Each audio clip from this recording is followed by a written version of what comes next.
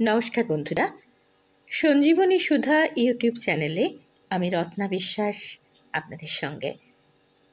আজ আমি শোনাব কবি কাজী নজরুল ইসলামের লেখা একটি চিঠি নার্গিসকে।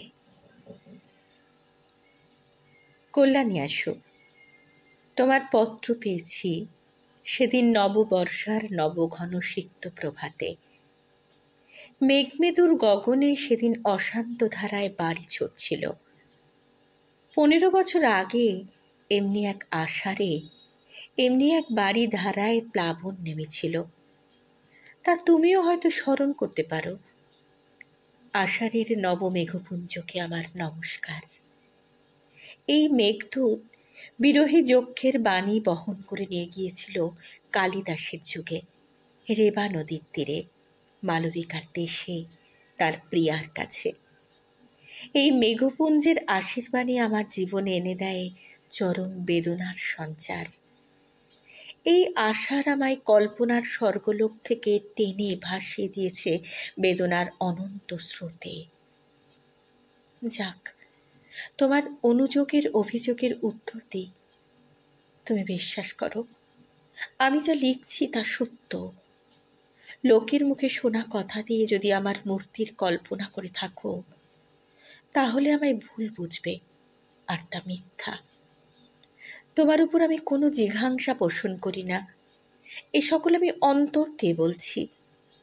আমার অন্তর্যামী জানেন তোমার জন্য আমার হৃদয়ে কি গভীর ক্ষত, কি অসীম বেদনা। কিন্তু সে বেদনার আগুনে আমিই পড়েছি, তা দিয়ে তোমায় কোনোদিনও দগ্ধ করতে চাইনি। তুমি এই আগুনের পরশমানিক না দিলে আমি অগ্নিবীণা বাজাতে পারতাম না, আমি ধূমকেতুর বিস্ময় নিয়ে উদিত হতে পারতাম না। তোমার যে কল্যাণ রূপ আমি আমার কিশোর বয়সে প্রথম দেখেছিলাম, যে রূপকে আমার জীবনের সর্বপ্রথম ভালোবাসার অঞ্জলি দিয়েছিলাম, সে রূপ আজও স্বর্গের পারিজাত মন্দারের মতো চির অম্লান হইয়া আছে আমার বক্ষে। অন্তরের সে আগুন বাইরের সেই ফুলহারকে স্পর্শ করতে পারেনি। তুমি ভুলে যেও না আমি কবি। আমি আঘাত করলেও ফুল দিয়ে আঘাত করি। অসুন্দর কুৎসিতের সাধনা আমার নয়। আমার আঘাত বর্বর কাপুরুষের আঘাতের মতো নিষ্ঠুর নয়। আমার অন্তর্যামী জানেন। তুমি কি জানো বা শুনেছ জানি না। তোমার বিরুদ্ধে আজ আমার কোনো অনুযোগ নেই, অভিযোগ নেই, দাবিও নেই। তোমার আজিকার রূপ কি জানি না। আমি জানি তোমার সেই কিশোরী মূর্তিকে, যাকে দেবী মূর্তির মতো আমার হৃদয় বেদিতে অনন্ত প্রেম অনন্ত শ্রদ্ধার সঙ্গে প্রতিষ্ঠা করতে চেয়েছিলাম। সেদিনের তুমি সে বেদি গ্রহণ করলে না। পাষাণ দেবীর মতোই তুমি বেছে নিলে বেদনার বেদি পাঠ। জীবন ভরে সেখানেই চলেছে আমার পূজা আরতি। আজকের তুমি আমার কাছে মিথ্যা, ব্যর্থ, তাই তাকে পেতে চাইনে। জানি নে, হয়তো সে রূপ দেখে বঞ্চিত হব, অধিকতর বেদনা পাব, তাই তাকে অস্বীকার করেই চলেছি। দেখা নাই হলো এই ধুলির ধরায়।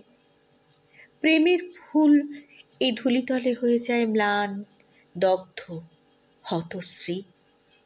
তুমি যদি সত্যিই আমায় ভালোবাসো, আমাকে চাও, ওখান থেকেই আমাকে পাবে। লাইলা মজনুকে পাইনি, সিরি ফরদাহকে পাইনি, তবু তাদের মতো করে কেউ কারো প্রিয়তমাকে পায়নি। আত্মহত্যা মহাপাপ, এ অতি পুরাতন কথা হলেও প্রেম সত্য। আত্মা অবিনশ্বর, আত্মাকে কেউ হত্যা করতে পারে না। প্রেমের সোনার কাঠির স্পর্শ যদি পেয়ে থাকো, তাহলে তোমার মতো ভাগ্যবতী আর কে আছে? তারই মায়া স্পর্শে তোমার সকল কিছু আলোয় আলোকময় হয়ে উঠবে। দুঃখ নিয়ে এক ঘর থেকে অন্য ঘরে গেলেই সেই দুঃখের অবসান হয় না। মানুষ ইচ্ছে করলে সাধনা দিয়ে, তপস্যা দিয়ে ভুলকে ফুল রূপে ফুটিয়ে তুলতে পারে। যদি কোনো ভুল করে থাকো জীবনে, এই জীবনেই তাকে সংশোধন করে যেতে হবে।